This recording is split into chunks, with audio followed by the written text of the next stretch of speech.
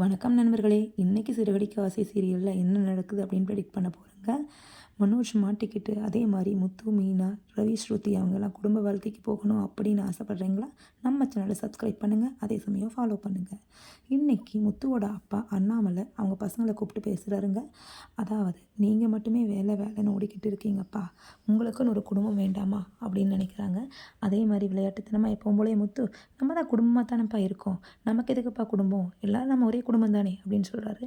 டே முத்து, சொல்கிறத புரிஞ்சுக்கோ முதல்ல. குடும்பம்னா என்ன அப்படின்னா, நம்ம எல்லாம் இருக்கோம்ல, அதான்ப்பா குடும்பம் அப்படிங்கிறாருங்க. இல்லைடா, குழந்த, குடும்பம், குழந்தைங்க தான் வீட்டோட செல்வம், குழந்தைங்க கண்டிப்பாக வேணும் அப்படின்னு அண்ணாமலை சொல்கிறாருங்க. இதை பற்றி ரவி, ஸ்ருதியும், முத்து, மீனாவும் டிஸ்கஸ் பண்ணுறாங்க.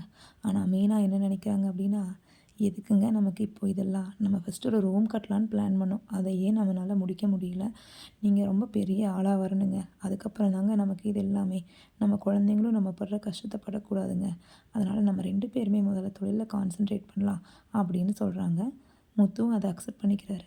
ரொம்ப யோசிச்சதுக்கப்புறம் மீனா சொல்கிறாங்க, ஏங்க நீங்கள் என்ன எதுவும் தப்பாக நினச்சிக்கலையே அப்படின்னு. இல்லை மீனா, நீ சொன்னது தான், எனக்கும் அதே தான் தோணுச்சு.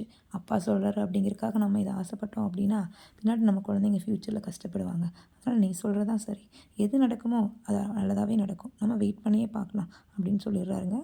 அதே டைம் ஸ்ருதி ரவி கிட்ட பேசுகிறாங்க. என்ன ரவி, அப்பா சொன்னது தான் யோசிச்சுட்ருப்ப போல் அப்படிங்கிறாரு.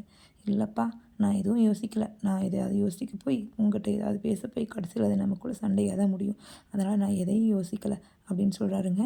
ஆனால் ஸ்ருதி, நீ என்ன நினைக்கிற இதை பற்றி அப்படின்னு ரவி கேட்குறாரு. ஆனால் ஸ்ருதி சொல்கிறாங்க, எனக்கு எந்த ஐடியாவும் இல்லை, நாம் ஃபஸ்ட்டே டிசைட் பண்ணது தான், நான் ஃபஸ்ட்டு பிஸ்னஸில் நம்பர் 1 வரணும், அது மட்டும்தான் அப்படின்னு யோசிக்கிறாங்க. அது வரைக்கும் நீத்துவால் நமக்கு எந்த பிரச்சனையும் வராமல் இருந்தால் பரவாயில்ல அப்படின்னு நினைக்கிறாங்க. நீத்து எப்படி அமைதியாக இருக்கா, இவ்வளோ நாளாக நீத்து வரவே இல்லையே அப்படின்னு நினைக்கிறீங்களா? கண்டிப்பாக இன்னும் அடுத்து வரக்கூடிய எபிசோடில் நீத்துவோட ரோலும் இருக்குங்க, கண்டிப்பாக பார்க்கலாம். அதே டைம் அண்ணாமலை விஜயா கிட்ட ஃபீல் பண்ணி பேசுகிறாரு. என்னம்மா, நம்ம பசங்க இதே மாதிரி ஓடிக்கிட்டே இருக்காங்க, எப்போ தான் அவங்க செட்டில் ஆக போகிறாங்க அப்படின்னு யோசிக்கிறாருங்க. அதே டைம் இல்லைங்க, கவலையை விடுங்க, நம்ம மனோஜ்க்கு சீக்கிரமாக டைவர்ஸ் கிடச்சோன்னா அவனுக்கு ஒரு கல்யாணம் பண்ணி அவனுக்கு கண்டிப்பாக நம்ம வீட்டுக்கான முதல் தலைமுறையை, முதல் வாரிசை மனோஜ் கண்டிப்பாக கொடுப்பாங்க அப்படிங்கிறாங்க.